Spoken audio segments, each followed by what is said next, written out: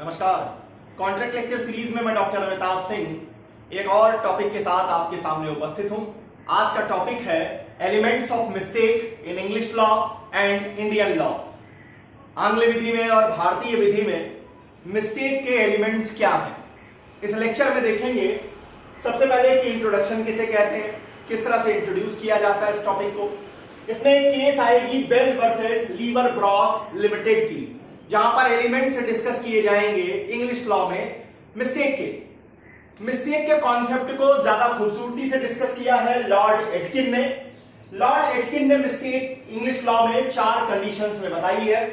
जब existence of subject matter को लेकर मिस्टेक होगी, जब टाइटल को लेकर के मिस्टेक होने लगे, क्वालिटी ऑफ थिंग को लेकर के मिस्टेक की जाए और फॉल्स एजम्पशन किया जाए। क्या डिस्कस करेंगे, क्या चीजें इसके अंदर आएंगी, इसको देखेंगे। इसके बाद आ जाएंगे मिस्टेक अंडर इंडियन लॉ। तो भारत के कॉमन लॉ में आप जानते हैं सेक्शन 20 से लेके section 22 Indian contract act discuss करता है मिस्टेक को। यहां पर जो एलिमेंट्स आएंगे, पहली है कि मिस्टेक ऑफ बोथ पार्टीज होनी चाहिए। सिंगल पार्टी की मिस्टेक को क्या कहा जाएगा, इसे देखेंगे। मिस्टेक ऑफ फैक्ट होना चाहिए, मिस्टेक ऑफ लॉ नहीं होना चाहिए। और तीसरी बात, जो फैक्ट होना चाहिए वो एसेंशियल होना चाहिए। The fact shall be essential one. अब इस एसेंशियल के अंतर्गत क्या क्या आएगा, nature and content of promise आएगी, आइडेंटिटी ऑफ कॉन्ट्रैक्टिंग पार्टी आएगा, नेचर ऑफ सब्जेक्ट मैटर आएगा। अब जब आप नेचर ऑफ सब्जेक्ट मैटर पे आएंगे तो फिर इसके 3-4 हिस्से बनेंगे। डिफरेंट सब्जेक्ट मैटर अगर दिमाग में है पार्टीज के, तब कॉन्ट्रैक्ट होगा कि नहीं, तब मिस्टेक का डिफेंस मिलेगा या नहीं। एग्जिस्टेंस ऑफ सब्जेक्ट मैटर, जिस सब्जेक्ट मैटर को लेकर एग्रीमेंट किया जा रहा है, कॉन्ट्रैक्ट किया जा रहा है, वो एग्जॉस्ट हो चुका है, उसका क्या इफेक्ट पड़ेगा। और quality of the subject matter, जिस क्वालिटी के सामान की डिलीवरी की बात की गई थी उससे बिलो क्वालिटी दी जा रही है, वो मिस्टेक मानी जाएगी या नहीं मानी जाएगी। और लास्ट में देखेंगे एक डिफेंस पूछा जा रहा है मेंस एग्जामिनेशन में, जिसे कहते हैं नॉन एस्ट फैक्टम। कई जगह राजस्थान के मेंस में और उसके बाद उत्तर प्रदेश में नॉन एस्ट फैक्टम पे कई बार क्वेश्चन पूछे गए हैं, इसलिए इसको लेके आया हूं कि डिफेंस ऑफ नॉन एस्ट फैक्टम कहते किसे हैं। नॉन एस्ट फैक्टम का कहने का मतलब होता है this deed is not my deed. मतलब पार्टी ने जो कहा था, पार्टी ने कहा था कि वो गिफ्ट डीड बना रहे हैं, जबकि वास्तव में उन्होंने सेल डीड बना दिया था। अब वैसे सर्कमस्टांसेस में आप मिस्टेक का डिफेंस ले पाएंगे या नहीं ले पाएंगे, इसको डिस्कस करेगा डिफेंस ऑफ नॉन एस्ट फैक्टम।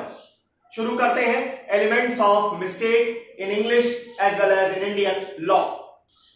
जब आप किसी भी कॉन्ट्रैक्ट को देखते हैं तो आपने कोएर्शन देखा, आपने अनडू इन्फ्लुएंस देखा, आपने फ्रॉड देखा, आपने मिसरिप्रेजेंटेशन देखा। ये सारे फैक्टर्स बाहर से काम करते हैं, एक्सट्रिंसिक होते हैं। लेकिन जब हम मिस्टेक की बात करते हैं तो मिस्टेक कहीं ना कहीं उस एग्रीमेंट के अंदर से वर्क कर रहा होता है, इंटरसनिक नेचर का होता है। और इसीलिए जहां पर आप कोएर्शन में, अनडू इन्फ्लुएंस में, फ्रॉड में और मिसरिप्रेजेंटेशन में उस कॉन्ट्रैक्ट को आप वाइडेबल बना रहे थे, वहीं पर जब आप मिस्टेक की बात करेंगे तो यहां पर वो एग्रीमेंट बिल्कुल वॉइड डिक्लेयर कर दिया जाएगा। यहां वॉइडेबल नहीं होगा, या तो वॉइड होगा या तो वो वैलिड कॉन्ट्रैक्ट होगा। फॉर एग्जांपल सिंगल पार्टी की जो मिस्टेक की बात इंडियन लॉ करेगा, वहां साफ है अगर सिंगल पार्टी की मिस्टेक है, वो वॉइडेबल भी नहीं है, फिर क्या मानी जाएगी, वो वैलिड कॉन्ट्रैक्ट मानी जाएगी। तो इस कारण से जब आप एलिमेंट्स ऑफ मिस्टेक को देखते हैं तो याद रखिएगा कि मिस्टेक का जो एलिमेंट है वो इंटरसिनिक नेचर का होता है, कॉन्ट्रैक्ट के अंदर से इसे निकल के आना होगा। इसमें सबसे पहले जो केस आ रही है इंग्लिश लॉ में, उस केस का नाम है Bell versus Lever Bros limited. इस केस में क्या हुआ था, Bell versus Lever Bros limited. यहां समझिए, लीवर ब्रॉस कंपनी ने बेल और स्नेलिंग, 2 लोग थे, एक थे बेल और एक थे स्नेलिंग। इन दोनों लोगों को अपनी कंपनी के अंदर, अपनी कंपनी मतलब लीवर ब्रॉस की एक सब्सिडियरी कंपनी रहती है, जहां पर इन्हें डायरेक्टर पोस्ट पे अपॉइंट करते हैं। और डायरेक्टर पोस्ट पे जब अपॉइंटमेंट इनको दी जाती है तो इन्हें जो सैलरी मिलनी थी वो 8,000 पाउंड और 6,000 पाउंड मिलना था। बेल को मिलनी थी 8,000 पाउंड और इनको मिलनी थी 6,000 पाउंड। ये एक एग्रीमेंट किया था लीवर ब्रॉस ने बेल और स्नेलिंग के साथ। दूसरा एग्रीमेंट किया गया था लीवर ब्रॉस के द्वारा बेल और स्नेलिंग के साथ कि अगर हमने आपको 5 साल के पहले हटा दिया डायरेक्टरशिप से तो हम आपको बेल को देना था 30,000 पाउंड और स्नेलिंग को देना था 20,000 पाउंड। मतलब हम आपको 20,000 पाउंड का कंपनसेशन देंगे, 30,000 पाउंड का कंपनसेशन देंगे। इतनी बात हुई थी। जब बेल और स्नेलिंग उस नाइजीरियन कंपनी में डायरेक्टर के पोस्ट में आ जाते हैं तो ये करने क्या लगते हैं कि अपने पर्सनल इंटरेस्ट को वहां सपोर्ट करने लगते हैं। मतलब उस कंपनी के अंतर्गत कुछ इस तरह की एक्टिविटीज करने लगते हैं कि पर्सनली इनको मुनाफा होने लगे, इनको प्रॉफिट होने लगे, जिस कारण से लीवर ब्रॉस लिमिटेड वालों ने बेल और स्नेलिंग को हटा दिया। अब बेल और स्नेलिंग जाते हैं कोर्ट में और कोर्ट में ये डिमांड करते हैं 30,000 पाउंड और 20,000 पाउंड का कंपनसेशन। अब यहां पर कोर्ट ने यह डिस्कस किया कि आपको किसी भी तरह का कंपनसेशन नहीं दिया जा सकता है। क्यों? क्योंकि जब आप किसी के साथ सर्विस कॉन्ट्रैक्ट में आ रहे हैं, सर्विस में आ रहे हैं, तो आपसे ये उम्मीद की जाती है कि आप अपने ड्यूटी को ऑनेस्टली डिराइव करेंगे, ऑनेस्टली परफॉर्म करेंगे। और यहां जो आपने किया है, जो आपने उस बिजनेस के अंदर अपना पर्सनल बेनिफिट देखने का काम किया, इसने उस कॉन्ट्रैक्ट को शुरुआत से ही खत्म कर दिया। जो आपका सर्विस कॉन्ट्रैक्ट था उसका बेस ही होती है ऑनेस्टी एंड डेडिकेशन। तो ना आपके साइड से ऑनेस्टी दिखाई गई, ना डेडिकेशन दिखाया गया। इस कारण से यहां पर कोर्ट ने बेल और स्नेलिंग को किसी भी तरह का कंपनसेशन दिलाने से मना कर दिया। उन्होंने कहा कि ये एग्रीमेंट जो है ये मिस्टेक के ग्राउंड पर, मिस्टेक किस बात की? कंपनी ने सोचा था कि आप ईमानदार व्यक्ति होंगे, आप ईमानदारी से काम करेंगे, आप एक नंबर के चोट्टे निकले, इसलिए यहां पर मिस्टेक के ग्राउंड पर इस एग्रीमेंट को वॉइड डिक्लेयर कर दिया गया। अब आइए साहब, अब जब आप इंग्लिश लॉ को देखते हैं तो इंग्लिश लॉ को बड़ी खूबसूरती से मिस्टेक को डिस्कस किया है लॉर्ड एटकिन ने। लॉर्ड एटकिन ऐसी 4 सिचुएशंस की बात करते हैं जहां पर इंग्लिश लॉ में आप डिफेंस ले सकते हैं मिस्टेक का। पहली चीज क्या है? Existence of subject matter. अब इसमें क्या कहना चाहते हैं? एग्जिस्टेंस ऑफ सब्जेक्ट मैटर को आप ऐसे समझिए कि मान लीजिए ए और बी दोनों एक स्पेसिफिक आर्टिकल के बारे में बात करते हैं। मान लीजिए ए बात करता है कि हमें क्या करना है, ए और बी के बीच में एक एग्रीमेंट होता है। ए और बी एक खास आर्टिकल को लेकर के आपस में एग्रीमेंट करते हैं। ए कहता है डिलीवर करेंगे, बी कहता है हम खरीद लेंगे। ये आर्टिकल क्या हो चुका है? ये आर्टिकल एग्जॉस्ट हो चुका है, एग्जॉस्टेड हो चुकी है, ये आर्टिकल समाप्त हो चुकी है। अब जब एग्जिस्टेंस ही नहीं है उस आर्टिकल की, इन दोनों को कोई को जानकारी नहीं है और ये इस आर्टिकल के खरीदने बेचने के बारे में कॉन्ट्रैक्ट कर रहे हैं, इस तरह का कॉन्ट्रैक्ट जो होगा वो वॉइड होगा मिस्टेक के ग्राउंड पर, क्योंकि सब्जेक्ट मैटर एग्जिस्ट नहीं करता। नंबर 2 कंडीशन जो आती है कि जहां मिस्टेक टाइटल को लेके की जाए। अब टाइटल का लेके क्या मतलब है? जहां पर आप ये समझिए कि जहां खरीदार जो है, जहां बायर पहले ही मालिक बन चुका है लेकिन उसे जानकारी नहीं है। फॉर एग्जाम्पल को आप ऐसे समझिए कि जहां ए और बी, ए ने अपना एक लैंड है जिसे बी को लीज किया है। ए ने बी को एक लैंड जो है वो लीज किया है, लेकिन वास्तविकता ये थी कि ए के फादर ने, फादर ऑफ ए ने बी के फेवर में इसी लैंड प्रॉपर्टी को गिफ्ट कर दिया था। इसका गिफ्ट किया जा चुका था। इस बारे में ए और बी को जानकारी नहीं थी।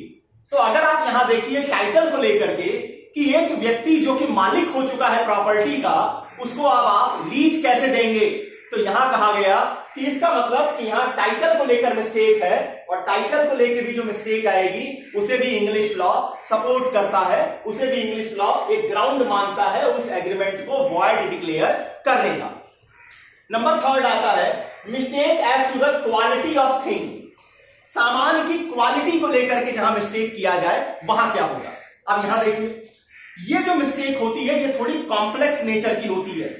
यहां पर इंग्लिश लॉ का कहना है कि अगर वो जो क्वालिटी की बात की जा रही है वो इतनी एसेंशियल है, वो इतनी एसेंशियल है कि अगर हम उस क्वालिटी को माइनस कर दें तो आर्टिकल एक दूसरे सामान के रूप में जाना जाए, तो हम कहेंगे कि क्वालिटी की मिस्टेक को मिस्टेक माना जाएगा।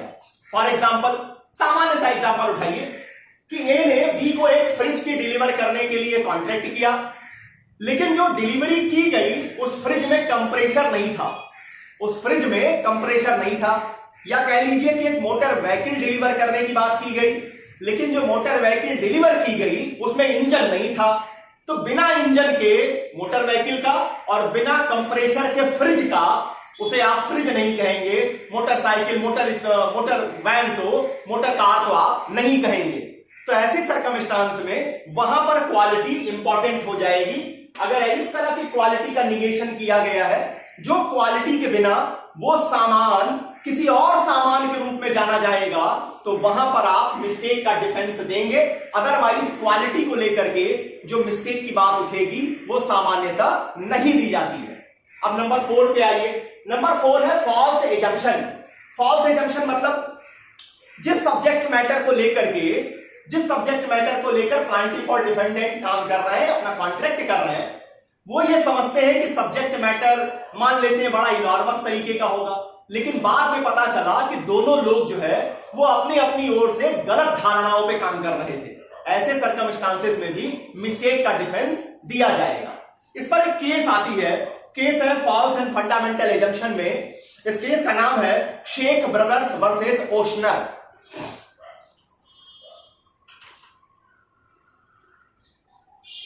Sheikh brothers versus Ochsner. यहां क्या हुआ, देखिए शेख ब्रदर्स को ओशनर ने क्या किया, ओशनर के पास एक स्टेट था, स्टेट मतलब एक भूमि संपदा थी केन्या के अंदर, जहां पर सीसल के पेड़ थे, और उन्होंने कहा कि हमारे पास लाइसेंस, हमारे पास लीज है, हम आपको अथॉरिटी दे देते हैं कि आप क्या कीजिए, उन सीसल के पेड़ों को काटिए और उनसे फाइबर निकालिए। शेख ब्रदर्स वालों ने क्या किया, कुछ सर्टेन अमाउंट एडवांस कर दिया सिक्योरिटी मनी के रूप में, और वादा किया कि हर महीने हम 50 टन सीसल के जो फाइबर होंगे वो आपको प्रोवाइड करेंगे अगर आप हमें अथॉरिटी दे देते हैं। ओशनर ने क्या किया, लाइसेंस दे दिया, इनको अथॉरिटी दे दी। जब ये केन्या पहुंचे तो वहां पता चला कि उस जंगल में कुल मिला करके भी 50 टन सीसल नहीं निकल सकता। मतलब टोटल जो वहां की कैपेसिटी थी उस जंगल में सीसल की, वो 50 टन थी ही नहीं। यहां वादा क्या किया था, हर महीने 50 टन दे देंगे। तो यहां जो एजम्पशन की गई थी वो दोनों पार्टीज की ओर से गलत की गई थी। क्यों? क्योंकि ओशनर का भी क्या मानना था, अरे इतना सीसल होगा कि आराम से इनका भी बेनिफिट हो जाएगी और हमें भी बेनिफिट हो जाएगी। शेख ब्रदर्स वालों का क्या था कि 50 टन देने के बाद भी हमें इतना बच जाएगा कि हम अपने इस कॉन्ट्रैक्ट में फायदा कमा सकेंगे। तो यहां पर भी कहा गया कि जहां फॉल्स एजम्पशन के ऊपर बेस करेंगे वहां भी आप मिस्टेक का डिफेंस देंगे, मिलेगा मिस्टेक का डिफेंस, और वहां पर एग्रीमेंट वॉइड हो जाएगी। तो इंग्लिश लॉ में आपको 4 सिचुएशंस मिलती हैं। पहली, जब सब्जेक्ट मैटर ही एग्जिस्टेंस में ना हो। नंबर सेकंड, जब टाइटल को लेकर के अगर वहां पर परेशानी है या टाइटल को लेकर मिस्टेक है। क्वालिटी ऑफ थिंग में ध्यान दीजिएगा, क्वालिटी इस नेचर की होनी चाहिए कि अगर उस क्वालिटी को आप माइनस कर दें तो सामान ही एक दूसरा सामान बन जाए। वहीं पर क्वालिटी में अगर कोई मिस्टेक होगी तो उसका बचाव दिया जाएगा। और नंबर 4 कहता है फॉल्स एजम्पशन के बारे में, जब दोनों पार्टीज प्लांटिफ और डिफेंडेंट गलत धारणाओं के ऊपर आगे बढ़ रहे हैं तो वहां पर आप मिस्टेक का डिफेंस देंगे। इतनी बातें हैं इंग्लिश लॉ को लेकर। अब आते हैं इंडियन लॉ में कि मिस्टेक अंडर इंडियन लॉ का क्या कहना है। तो जब आप भारत के लॉ को देखते हैं तो यहां पर आपको सेक्शन 20 से लेकर के सेक्शन 22 इंडियन कॉन्ट्रैक्ट एक्ट इस टॉपिक को डिस्कस करता नजर आएगा। क्या कह रहा है अगर भारत को देखें तो देखिए, जब आप भारत की बात करेंगे तो यहां पर आएगा सबसे पहले सेक्शन नंबर 20, और इंग्लिश लॉ से यहां पर इंडियन लॉ डिफर कर जाएगा। सेक्शन 20 का कहना है कि mistake of both parties to an agreement on a fact essential to the agreement, मतलब मिस्टेक दोनों पार्टीज की होनी चाहिए, मिस्टेक फैक्ट की होनी चाहिए, और साथ में ही मिस्टेक जिस फैक्ट से रिलेटेड होनी चाहिए वो एसेंशियल होनी चाहिए। इतनी इंग्रेडिएंट बताता है सेक्शन नंबर 20। अब एक एक करके देखिए, जहां पर हम सबसे पहले देखते हैं मिस्टेक ऑफ बोथ पार्टीज, दोनों पार्टीज की मिस्टेक अगर नहीं होगी तो वहां पर आपका एग्रीमेंट वॉइड नहीं माना जाएगा। अब यहां समझिए, यहां पर वॉइड एब इनिशियो कराने के लिए कॉन्ट्रैक्ट को, इस एग्रीमेंट को वॉइड एब इनिशियो कराने के लिए आपके लिए जरूरी होगा यह साबित करना कि प्लांटिफ और डिफेंडेंट दोनों ही मिस्टेक में थे, दोनों ने ही भूल की है। इसमें एक केस आती है ग्रिफिथ वर्सेस ब्राइमर। यहां पर एक इंग्लिश है, ये इंग्लिश केस लेकिन भारत के लॉ के अंतर्गत आई है, Griffith versus Brimer. Griffith versus Brimer. यहां क्या था, यहां पर एक एग्रीमेंट किया गया था कि यहां कोरोनेशन शव यात्रा जानी थी एडवर्ड सप्तम की, एडवर्ड सप्तम की शव यात्रा जहां से निकलनी थी, उसमें एक मकान था, वहां पर एक कमरा किराए पे लिया गया था, लेकिन प्लांटिफ और डिफेंडेंट दोनों ही नहीं जानते थे कि उस शव यात्रा को कैंसिल कर दिया गया था। दोनों ही पार्टीज की यह मिस्टेक मानी गई थी। यहां पर प्लांटिफ ने क्लेम किया था कि जो किराया आपने फिक्स किया वो किराया आप हमें प्रोवाइड कीजिए। कोर्ट ने कहा कि यहां बोथ पार्टी मिस्टेक है, इसलिए यहां पर ये एग्रीमेंट वॉइड एब इनिशियो माना जाएगा, डिफेंडेंट बाउंड नहीं है आपको किराया देने के लिए।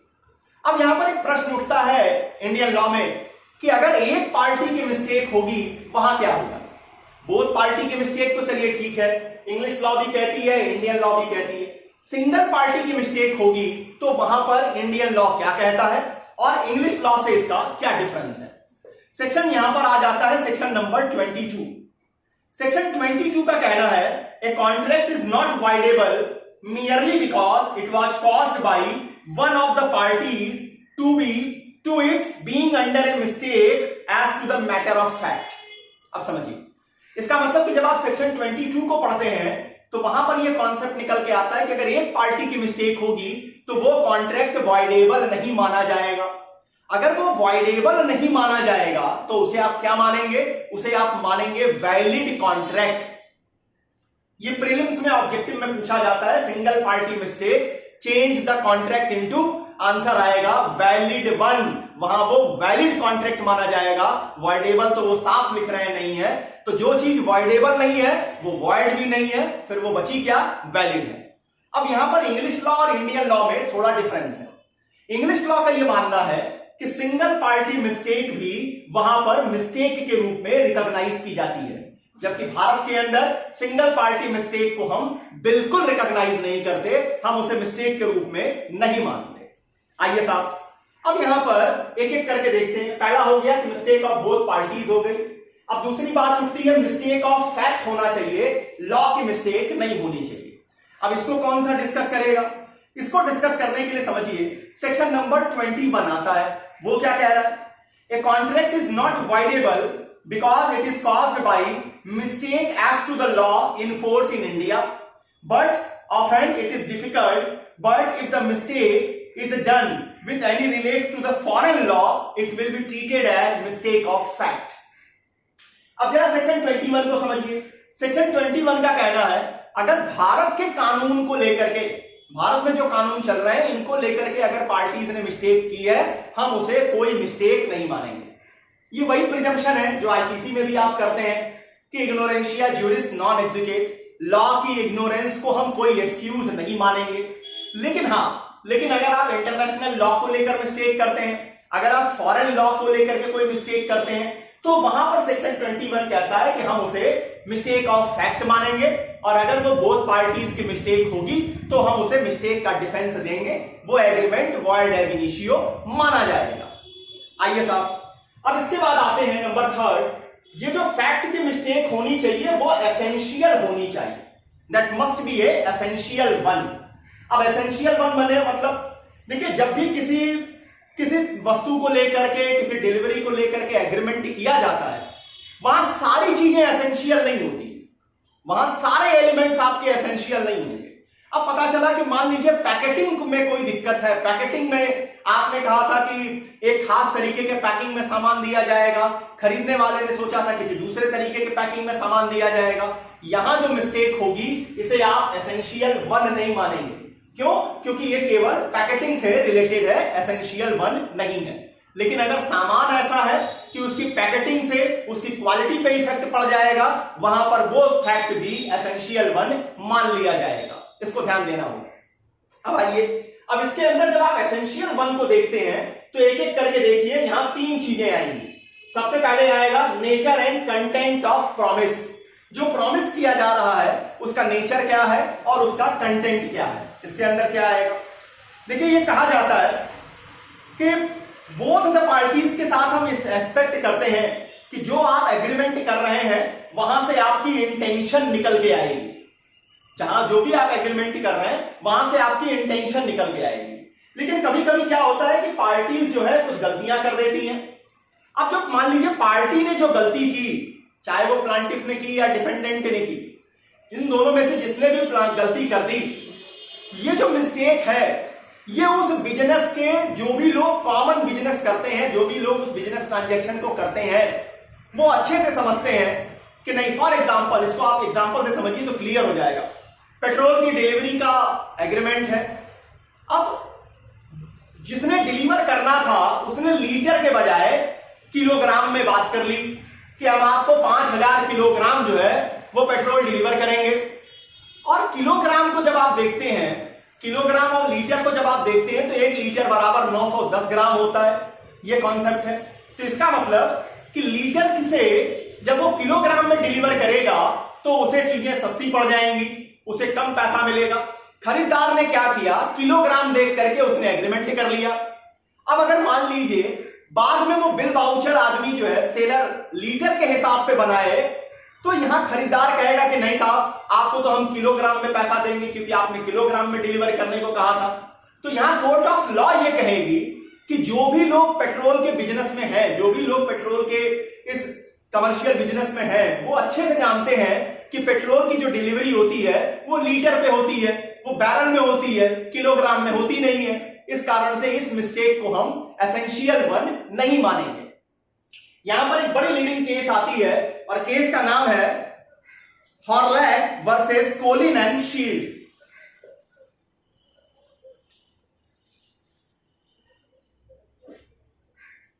हॉर्लैक वर्सेस कोलिन एंड शील्ड। यहां यही गलती हुई थी।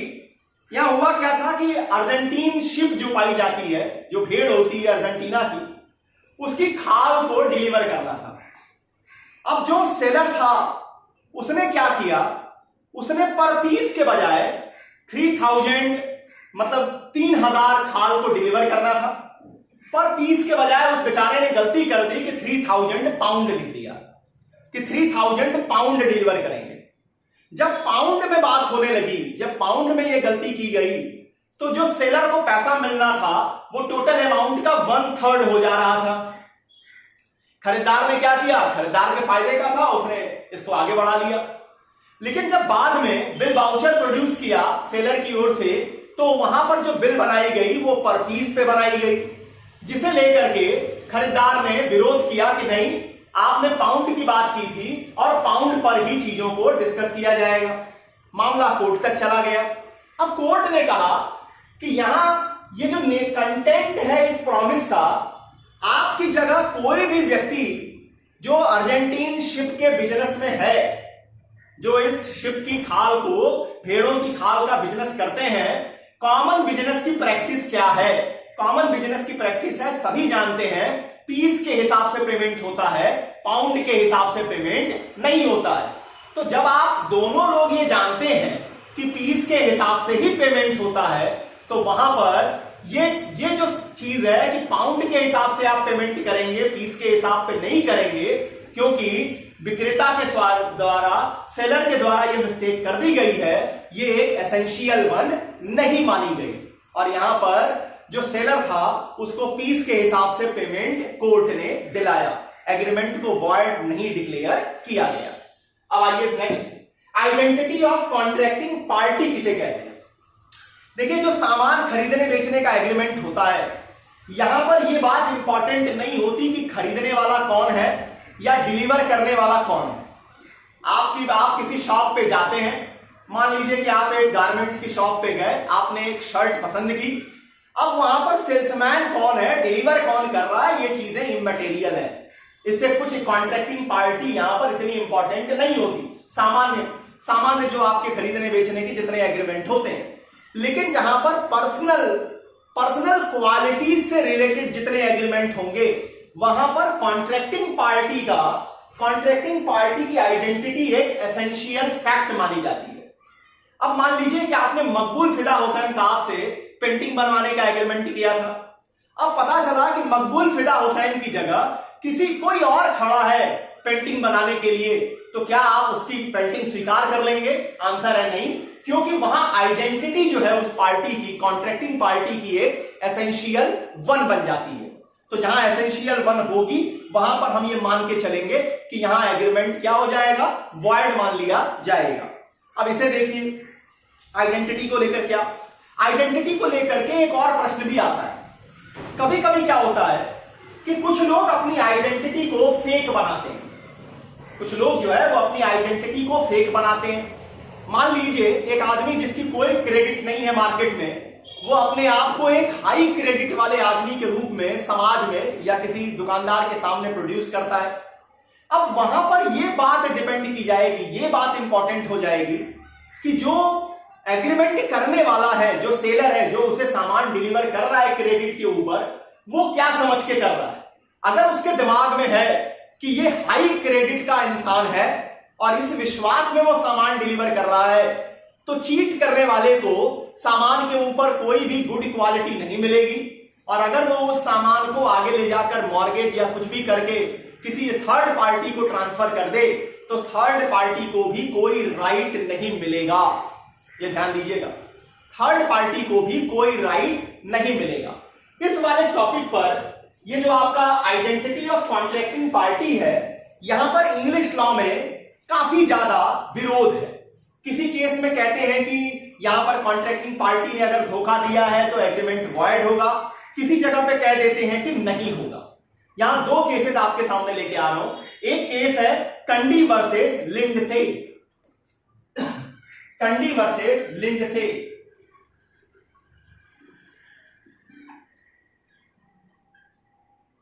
यहां क्या हुआ, कंडी वर्सेस लिंडसे के केस में एक ब्लैंकन नाम का इंसान था, जिसने क्या किया, जिसने एक रिपोर्ट, बहुत बड़ी रिप्यूट वाली फर्म ब्लैंकन एंड कंपनी के रूप में अपने आप को दिखाया कि उसका नाम ब्लैंकन है। वो कहीं से भी उस फर्म से रिलेटेड नहीं था, लेकिन उसने अपने आप को दिखाया कि वो ब्लैंकन उसी फर्म का मालिक है। और इस तरीके से वो इंड्यूस करता है लिंडसे को, ब्लैंकर ने इंड्यूस किया लिंडसे को कि वो सामान की डिलीवरी करे। किसके ऊपर? क्रेडिट के ऊपर। अब यहां उसे सामान डिलीवर किया गया। सामान डिलीवरी करते ही उसने क्या किया, लिंडसे ने यह सामान कंडी को सेल कर दिया। अब जब ब्लैंकन को यह पता चला, जो मतलब यहां जो बेचने वाले थे, लिंडसे को जब पता चला कि ब्लैंकन तो ये वो ब्लैंकन है ही नहीं, तब वो जाते हैं कंडी से अपना सामान वापस लेने के लिए। लेकिन यहां पर कोर्ट ने यहां पर यह डिसाइड किया कि यह बात सही है, इनका जो लिंडसे का टारगेट था एग्रीमेंट करने का, इंटेंशन था एग्रीमेंट करने का, वो किसके साथ था? वो ब्लैंकन एंड कंपनी के साथ था, ना कि ब्लैंकन के साथ था। तो यहां ब्लैंकन को किसी भी तरीके से गुड टाइटल नहीं मिला। तो जब गुड टाइटल ब्लैंकन को नहीं मिला, तो गुड टाइटल कंडी को भी नहीं मिलेगा और कंडी बाउंड किए गए सामान को वापस करने के लिए। तो ब्लैंकन वाले केस में, इस केस में इंग्लिश कोर्ट ने पॉजिटिव माना कि जब यहां पर अगर चीट किया जा रहा है, कॉन्ट्रैक्टिंग पार्टी जो है अपनी आइडेंटिटी को लेकर चीट कर रही है, और दूसरा जो पार्टी है वो एक पर्टिकुलर पार्टी के साथ डिस्कस करना चाहता है, पर्टिकुलर आइडेंटिटी वाले पार्टी के साथ डिस्कस करना चाहता है, तो चीटर को गुड टाइटल नहीं मिलेगा।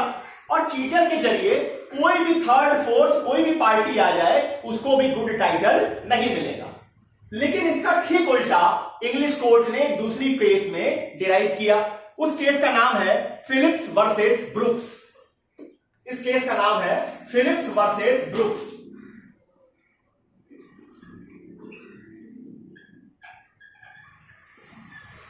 फिलिप्स वर्सेस ब्रुक में क्या हुआ, अब इसे देखिए। एक नॉर्थ नाम का आदमी था, वो एक ज्वेलर की शॉप पे जाता है और क्या करता है, कुछ ज्वेलरी पसंद करता है और अपने आप को सर जीबी के नाम से दिखाता है। सर जीबी के नाम से एक चेक काटता है और चेक काट करके वो उस जो है ज्वेलर को दे देता है, वहां से आभूषण लेता है और लेकर के निकल देता है। अब लेने के बाद नॉर्थ क्या करता है, ये सारा सामान जो आभूषण था वो ब्रुक्स को ले आकर के प्लेज कर देता है, गिरवी कर देता है। मतलब लिया ज्वेलर से, अपने आप को जीबी दिखाया।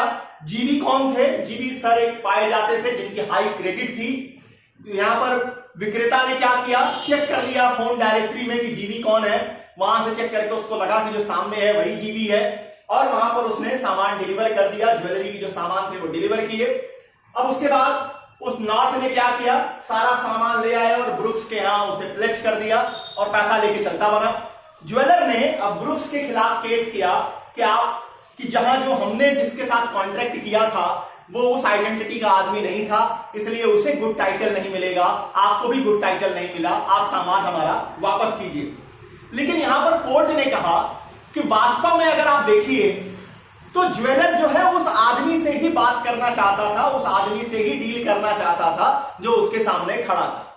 तो इसका मतलब यहां इस केस में कहा गया कि नॉर्थ को गुड टाइटल मिला और नॉर्थ के जरिए ब्रुक्स को भी गुड टाइटल मिला और फिलिप्स का दावा जो था वो फेल कर दिया गया, वो मना कर दिया गया। तो इंग्लिश लॉ में कॉन्ट्रैक्टिंग पार्टी की आइडेंटिटी को लेकर आपको कॉन्ट्राडिक्टरी ओपिनियन देखने को मिलती है।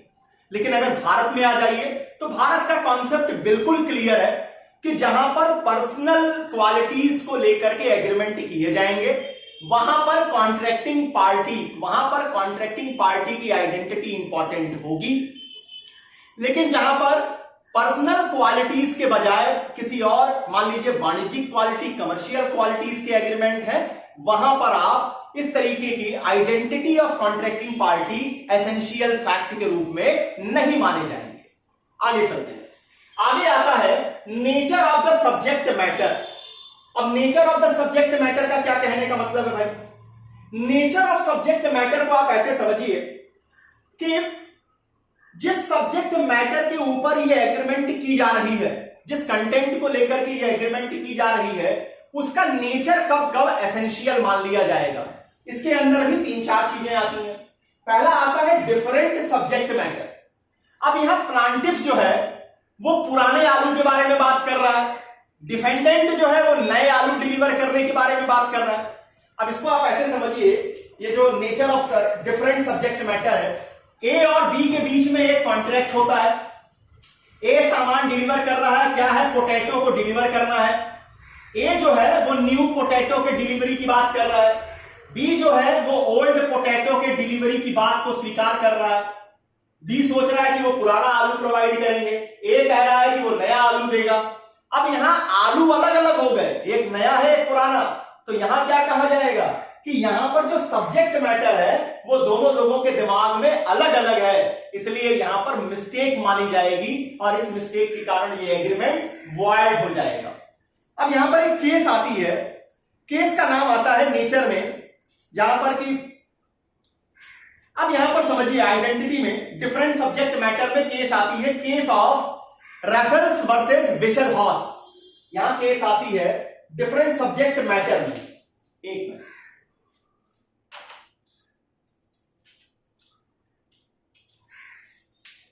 डिफरेंट सब्जेक्ट मैटर में, अदरवाइज आप बाद में परेशान हो। डिफरेंट सब्जेक्ट मैटर में जो केस आती है वो आती है रेफल्स वर्सेस विशेलहॉस, WICHEL, विशेलहॉस। यहां क्या हुआ, यहां पर मुंबई से एक शिप आनी थी, मुंबई से एक शिप आती थी पियरलेस नाम की। अब पियरलेस से जो सामान आ रहा था उस सामान के डिलीवरी को लेकर के एग्रीमेंट किया गया। प्लांटिफ के दिमाग में था कि अक्टूबर में जो शिप आती है उस सामान की डिलीवरी की बात हो रही है। डिफेंडेंट के दिमाग में था कि जो दिसंबर में पियरलेस आएगी, दिसंबर में जो पियरलेस आती है उस सामान के डिलीवरी की बात हो रही है। तो यहां पियरलेस जो जहाज था वो दो जहाज थे, एक अक्टूबर में आता था, एक दिसंबर में आता था। एक पार्टी के दिमाग में अक्टूबर वाला था, दूसरी पार्टी के दिमाग में दिसंबर वाला था। तो यहां सब्जेक्ट मैटर अलग अलग माना गया और यह कहा गया कि यह एग्रीमेंट वॉइड हो गया डिफरेंट सब्जेक्ट मैटर के कारण। नेक्स्ट जो आता है existence of subject matter. Existence of subject matter का मतलब जिस कंटेंट, जो एग्रीमेंट का मेन बेस है, जो सामान है, उसको लेकर के जो एग्रीमेंट किया जा रहा है, एग्रीमेंट होने के पहले ही सामान खराब हो चुका है, सामान एग्जॉस्ट हो चुका है, तो वहां भी क्या माना जाएगा कि वो भी ये मिस्टेक मान ली जाएगी और वो एग्रीमेंट वॉइड हो जाएगा। आ जाते हैं existence of subject matter. Existence of subject matter, यहां पर कौन सी केस आती है? यहां पर केस आ जाती है काउंटरव्यू वर्सेस हैशल। काउंटरव्यू वर्सेस हैशल। यहां इस केस में क्या हुआ? इस केस में परचेज, इंडियन कॉर्न को परचेज करने की बात थी और इंडियन कॉर्न यह सोलोमिका शिप से आ रही थी। सोलोमिका शिप थी जहां से इंडियन कॉर्न आ रहा था और इंडियन कॉर्न को लेकर के, उस इंडियन कॉर्न को लेकर के एग्रीमेंट किया गया। वो इंडियन कॉर्न शिप पे चढ़े, शिप पे लोड हो, इसके पहले ही हीट के कारण, गर्मी के कारण खराब हो गया। अब खराब होने के कारण वहां क्या किया गया, उसे लोड करने के पहले ही जो मार्केट प्राइस मिल रही थी उस मार्केट प्राइस पर उस इंडियन कॉर्न को निकाल दिया गया, सेल कर दिया गया। पार्टीज को इस बारे में कोई जानकारी नहीं थी, उन्होंने अपना कॉन्ट्रैक्ट किया, अपने एग्रीमेंट को किया और जब वो शिप आई ही नहीं तो यहां पर प्लांटिफ ने फाइल किया कंपनसेशन के लिए। कोर्ट ने कहा कि जिस सब्जेक्ट मैटर को लेकर के आप बात कर रहे हैं वो सब्जेक्ट मैटर आपके एग्रीमेंट के समय एग्जिस्टेंस में थी ही नहीं, तो इसलिए यहां पर हम इसे मिस्टेक का डिफेंस देंगे और एग्रीमेंट वॉइड एब इनिशियो मानी जाएगी। नंबर थर्ड जो यहां पर आता है वो क्वालिटी को लेकर के, कि क्वालिटी ऑफ सब्जेक्ट मैटर क्या आपको बचाव देगा, इंडियन लॉ में डिफेंस देगा आपको मिस्टेक का। अब यहां देखिए यहां पर एक केस आती है इन री टेलर। यहां पर जो केस आएगी इस केस का नाम है इन री Taylor.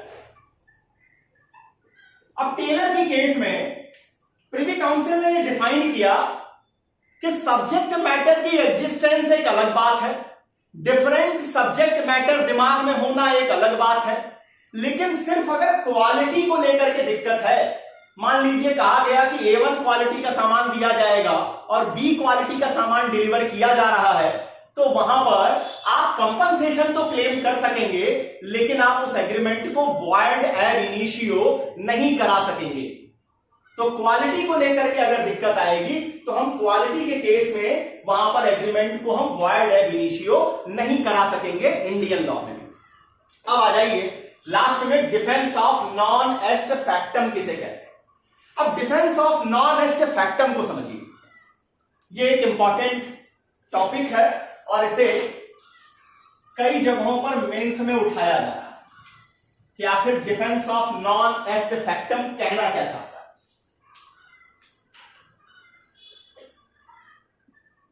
Defence of non est factum, non est factum का मतलब होता है this deed is not my deed. अब समझिए इसका क्या मतलब। देखिए इंग्लिश लॉ में और इंडियन लॉ में दोनों समय, प्राचीन समय में चूंकि इलिटरेसी इतनी ज्यादा थी कि लोग क्या करते थे, जो पढ़े लिखे होते थे वो फ्रॉड भी करते थे। किसी पार्टी के साथ वो डिस्कस करते थे कि हम यहां पर आप जो है हम आपसे बात कर रहे हैं, हम आपसे मान लीजिए सेल डीड बनवा रहे हैं, आप इस पे साइन कर दीजिए। वास्तव में पता चला कि गिफ्ट डीड बन गई और गिफ्ट डीड बनकर उसकी सारी प्रॉपर्टी भी लोग ले लेते थे, उस अगले आदमी को कुछ मिलता भी नहीं था। ऐसे सर्कमस्टांसेस में इलिटरेट पीपल्स को एक डिफेंस देती थी लॉ, और वो डिफेंस था डिफेंस ऑफ नॉन एस्ट फैक्टम। वहां पर प्लांटिफ ये दिखा सकता था कि ये जो डीड बनाई गई है ये वो डीड नहीं है जिसके बारे में मुझसे बात किया गया था। मतलब ये वो डीड जिसके बारे में हम कंसेंट दिए थे वो दूसरी थी, और ये जो डीड अभी प्रोड्यूस की जा रही है ये दूसरी है। इस चीज के बचाव को ही हम डिफेंस ऑफ नॉन एस्ट फैक्टम कहते हैं। अब देखिए समय बदल गया। जब समय बदल गया, लिटरेसी की रेट अब जब तेजी से भारत में भी बढ़ गई, इंग्लैंड में भी बढ़ गई। अब ऐसी सर्कमस्टांसेस में मान लीजिए कि पार्टी एक दूसरे के ऊपर केवल विश्वास करती है। आपको डीड दिया गया, आपने डीड पर बिना देखे सिग्नेचर कर दी, बिना पढ़े कि अरे मेरे भाई ने बनाया है, मेरे पिता ने बनाया है, मेरी वाइफ ने बनाया है, मेरे हस्बैंड ने बनाया है, वो मेरे साथ गलत थोड़ा ही करेंगे। अगर आप इस विश्वास पर आगे बढ़ गए और बिना आपने डीड को पढ़े हुए साइन कर दिया, तो बाद में आप नॉन एस्ट फैक्टम का बचाव नहीं ले सकेंगे। ध्यान दीजिएगा, प्राचीन समय में नॉन एस्ट फैक्टम का बचाव मिलता था। क्यों? क्योंकि उस समय इलिटरेसी की दिक्कतें ज्यादा थी। लेकिन जब आज पढ़ाई लिखाई हो रही है, लोग पढ़ लिख रहे हैं, लिटरेट हैं, तो हम यहां पर प्रूडेंट आदमी से ये उम्मीद करते हैं कि जो भी डीड पर आप साइन करेंगे, जो भी आप सिग्नेचर करेंगे, उसके पहले आप उस डीड के कंटेंट को पढ़ेंगे। अगर आपने दूसरी पार्टी पर विश्वास करके उस डीड के कंटेंट को पढ़ा ही नहीं, ऐसे सर्कमस्टांसेस में नॉन एस्ट फैक्टम का डिफेंस आपको नहीं दिया जाएगा। इस पर एक लीडिंग केस आती है। केस का नाम है गैली वर्सेस ली। केस के फैक्ट भी बड़े इंपॉर्टेंट हैं। गैली वर्सेस ली। अब देखिए गैली के केस में क्या हुआ। मिसेस गैली, यहां जो प्लांटिफ है मिसेस गैली, ये 78 साल की 78 ईयर की एक वृद्ध महिला थी, इशूलेस थी। इनका कोई अपना बेटा नहीं था। इन्होंने क्या किया, इन्होंने अपना मकान जो इनके पास प्रॉपर्टी थी उसे अपने भतीजे वॉल्टर पार्किन, अब देखिए गैली किसको कह रही है, गैली के साथ आ रहा है वॉल्टर पार्किन। वॉल्टर पार्किन कौन है? नेफ्यू है। नेफ्यू किसका? गैली का। अब इसको ये चाहती है कि लीज कर दें, जो मकान इनके पास है वो लीज कर दें अपने भतीजे किसको? वॉल्टर पार्किन को। वॉल्टर पार्किन की एक गर्लफ्रेंड है और इस गर्लफ्रेंड का नाम है ली। ली कौन है? अब आ जाइए। ली कौन है? गर्लफ्रेंड है वॉल्टर पार्किन की।